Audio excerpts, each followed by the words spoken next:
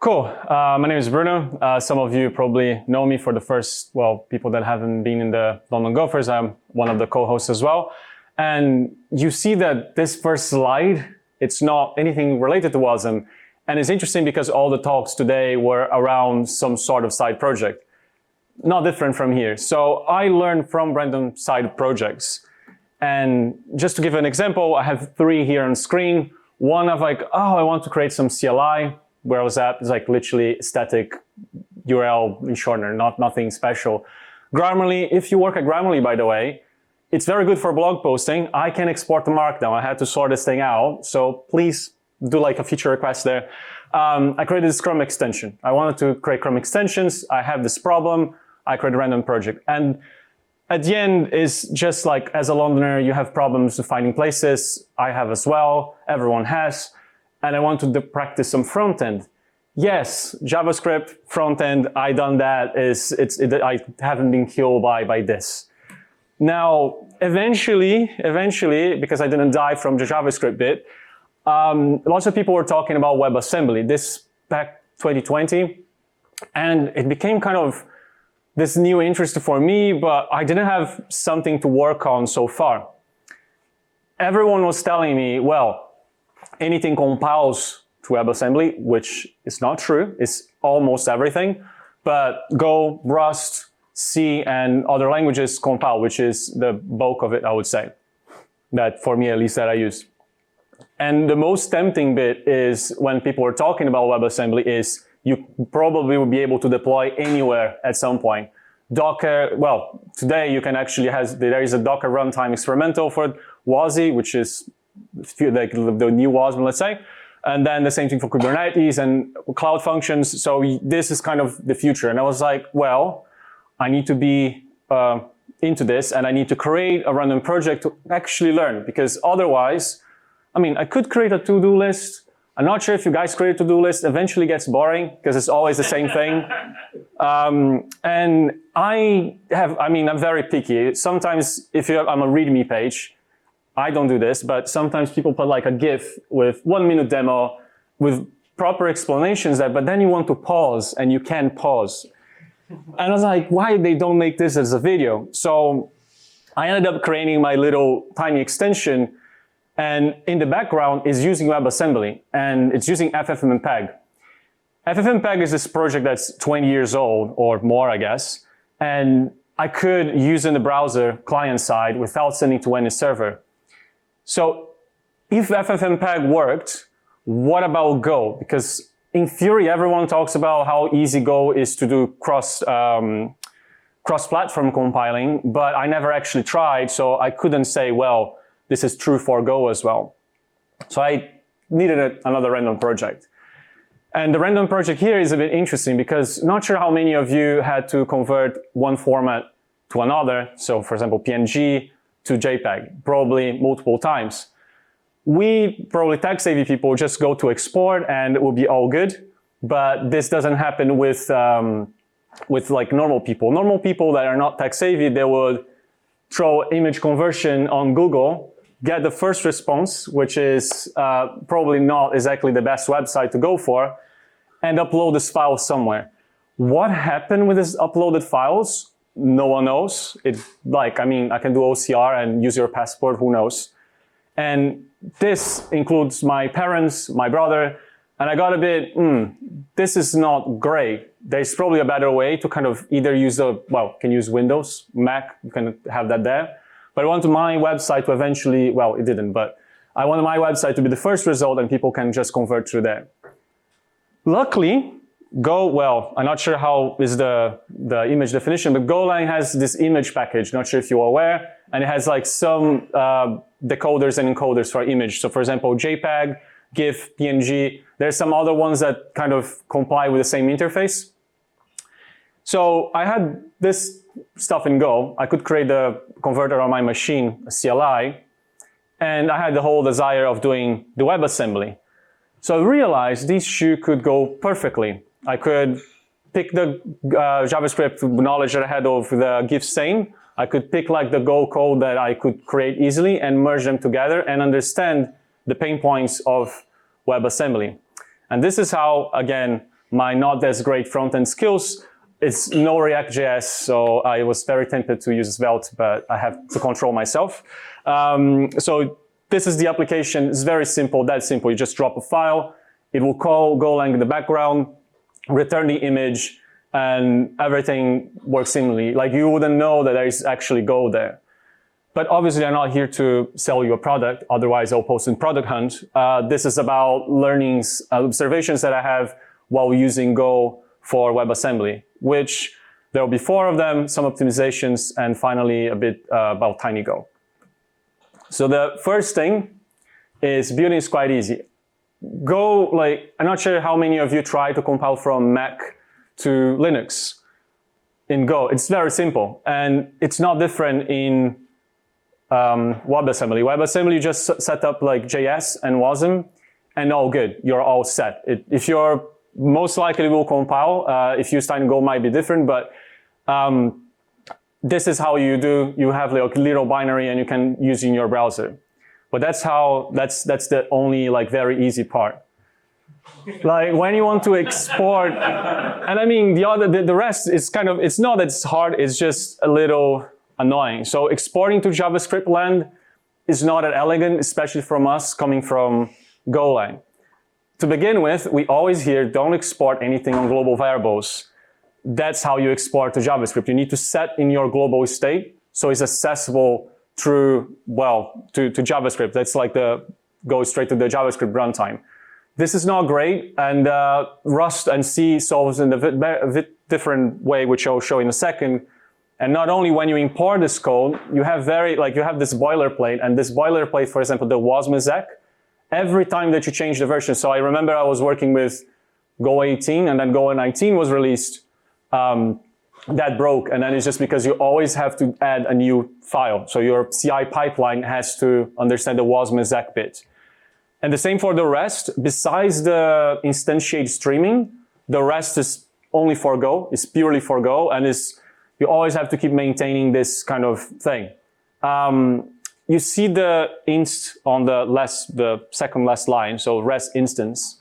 That exports as well functions, but for us in Go, we'll need to use the global state, while in Rust and C and so on, you have like exports, which is very similar to how you use ES modules. You export like a function that will import like that, but not with Go, at least so far. Now, syscall.js. It's kind of a constraint, it's kind of an annoyance, especially because some people might feel too bold and start overusing it. Oh, this is how the code will look like in JavaScript. So you see, it's very nice. It's just a function, 2 parameters, all good. And after that, you get the output and convert into a blob. Nothing special here.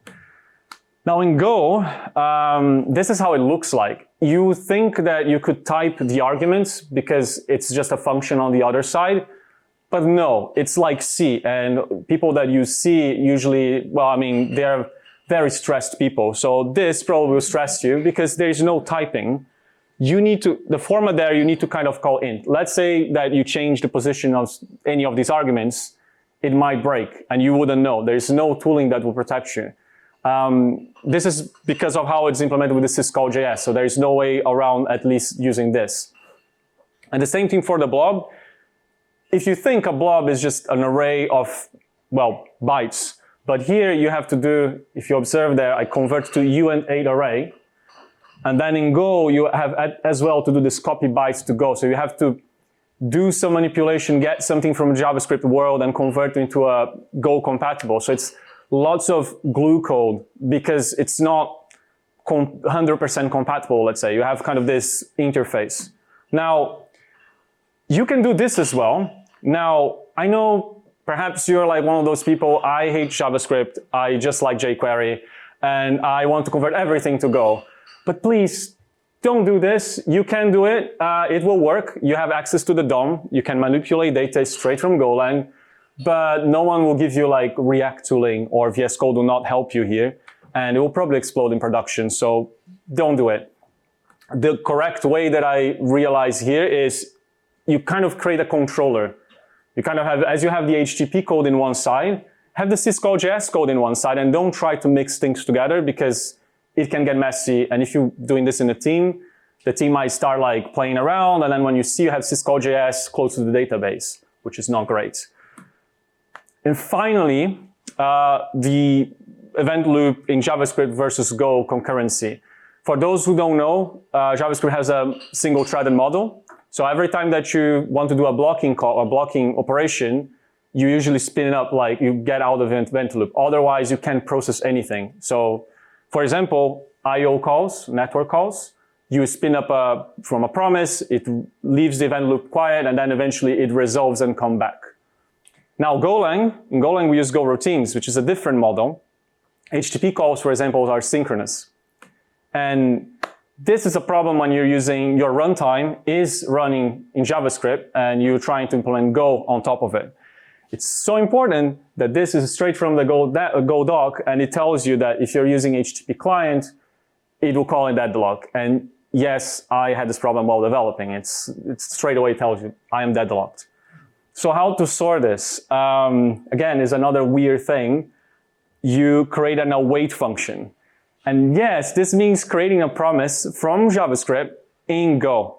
You can even see the last line there I'm getting from the global. You create a promise and then you do a new. It's horrible, but that's the way to do it. And if you see there, the trick here is you call your promise-fied function into a Go routine there. You see, do promise. It reminds me a bit of a kind of JavaScript callbacks, and the resolve reject are passed inside, and then inside this function, you kind of call resolve or reject. Very, very kind of JavaScript callback hell, but here it is. And obviously you create the wrapper once, and then you reuse everywhere, but it's not exactly great. There's no way around this just because how the runtime you're using JavaScript at the end. Now, those are the slight observations I had developing. So I managed to make it work, but I realized very quickly, Go binaries, I mean, if you're putting in the server, you don't care, it's 20 megabytes, yeah, fine. But if you're with your broadband, like especially using 3 in central London, you don't want it to be slow. You want it to be quick. And I use 3 and I know the pain. So one thing that I was searching how to optimize the binaries, one of them, which is valid for servers as well, is stripping out some debugging symbols and information. That's using LD flags. It's very simple. Again, Go is always kind of around the Go build. See there, you pass LD flags and all sorted. You don't have those debugging symbols, which you think, well, it's going to help a lot, right? Wait a bit. They're going to show you the graphs of not helping a lot. And then the other one is WASM OPT, which is basically a toolkit for WebAssembly, which if you use Rust, if you use C, you can go to binary and there will be lots of tools. The ones that we're using here is WASM OPT. We'll try to shrink a bit. I use the automatic one, which is, if I remember correctly, the -OZ. So you pass that, you have your optimized binary. Now, there was no good results really. And you see from this graph, the left side is basically Go, which is 3.2 megabytes for those on the back. And after basically optimizing it, it's like 2.9, which is like, okay, my 3 internet will still be very slow with this to download. It's not great. At this point, I could just say, I'm done. It's a side project. I could be happy, but I was not happy because this can be shipped to any, I wouldn't recommend a friend. It is basically JavaScript bundles nowadays are at least 3 megabytes, but I will feel bad to promote something like this, right? So some people told me, what about TinyGo? And I was like, but TinyGo is for embedded systems. And I was wrong. If you go to the website, it actually has the end WebAssembly, which I never noticed until this day. And browsers are not exactly small places, but it's fine. And there's a massive hardware background there, but all good. There's end WebAssembly there. It's well, I guess it's a subset. You could call it, if you know Go, you'll be able to compile things in TinyGo. You'll be able to use TinyGo. There are a couple of limitations. Some packages will not pass the tests. And some packages, I'm not sure even if they work, but like most of it, I guess, for most use cases, it should be fine. So I was like, okay, so I'm going to use TinyGo. It's probably going to be another like rabbit hole where it's going to be very hard. And actually, it was not. I had to do 2 changes. One of them is one of my enums, the format enum, was like a string, because JavaScript doesn't have proper enums. Well, Go doesn't as well, but well, hey. So I had to just change this to an integer, which was fine. And the other one is because, again, as I said, Go has that whole boilerplate. So every time that you change the runtime, you need to change WASM exec, not different here. And that was it. That was how much I had to change to just change from Go to TinyGo. Remember, this was an image conversion. So I thought that would be more complex, but no. And the results, like just by using TinyGo, I half the size of the binary, so 1.5 megabytes.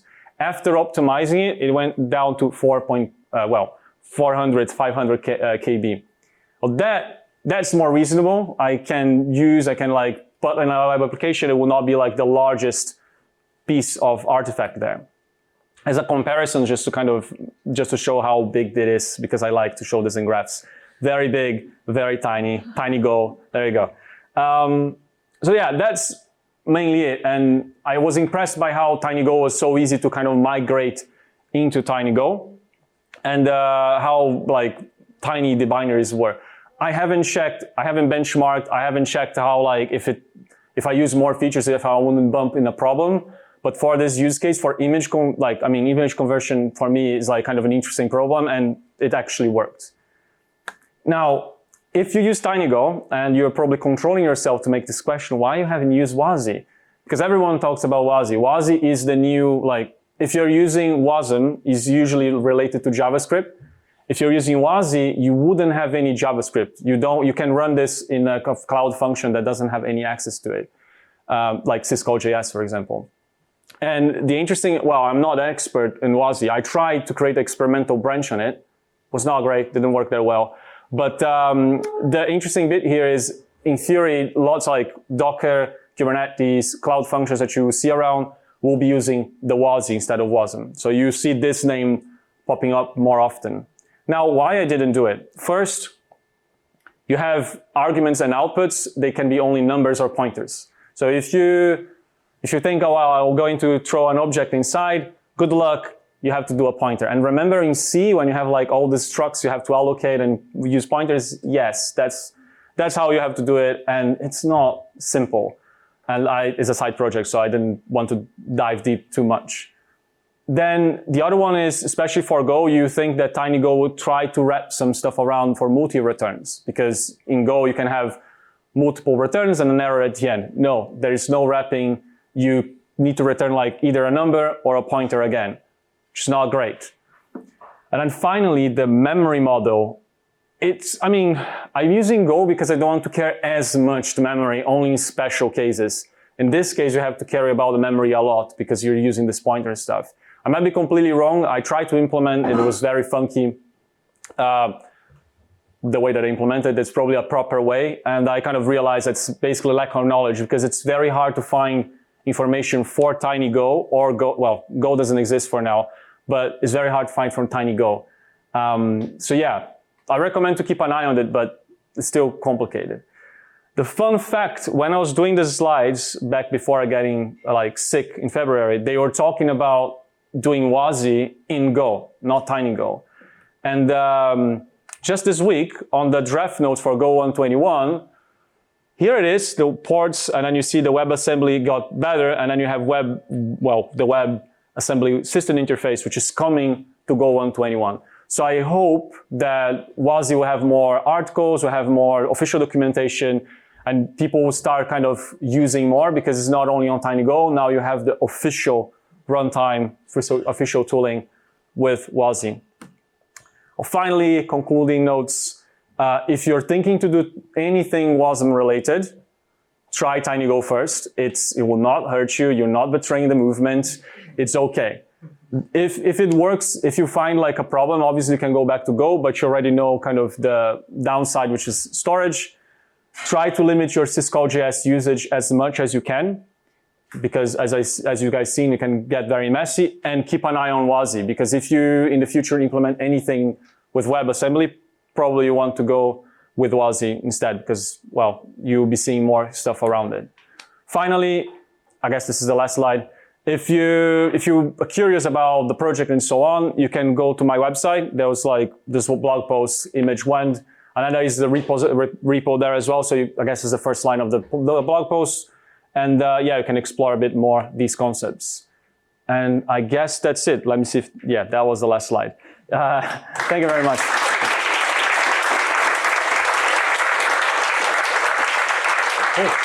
Leave it to... There's time for questions!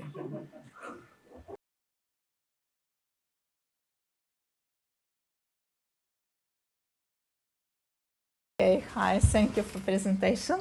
I have a question. Do you have any idea why this compiler optimization work much better on tiny Go comparing to Go? I suppose because Go runtime includes lots of other things that we don't know. Let's say standard library stuff that might be there, and then when you tiny Go, probably they shrunk down or removed and optimized on that sense. That's my belief, but I'm not 100% sure. Because if you think it's for embedded systems, right? So you probably want it to be like shrunk and more optimized in the sense. But that's me guessing, not like a 100% sure answer. Thank you. Anyone else? No? Cool. Thank you.